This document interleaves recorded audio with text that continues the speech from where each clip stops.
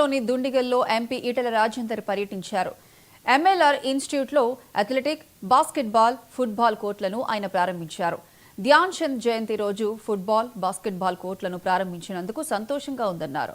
ఆయన దేశం గర్వించదగ్గ ముద్దుబిడ్డ అన్నారు. హాకీకి పుట్టినిల్లు భారతదేశం అన్న ఎంపీ హాకీని విశ్వవ్యాప్తం చేసిన వ్యక్తి ధ్యాన్ చంద్ అని గుర్తు చేశారు.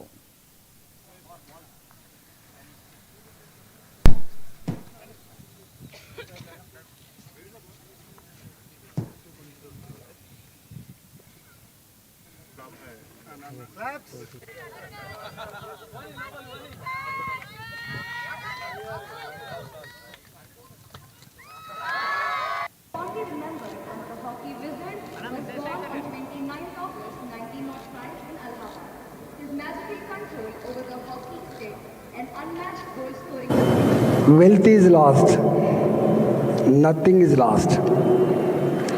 Health is lost, something is lost.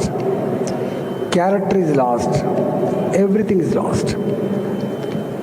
ఇవాళ అంటే ఆరోగ్యానికి ఎంత ప్రాధాన్యత ఇచ్చిందో మనకు అర్థం కావాలి.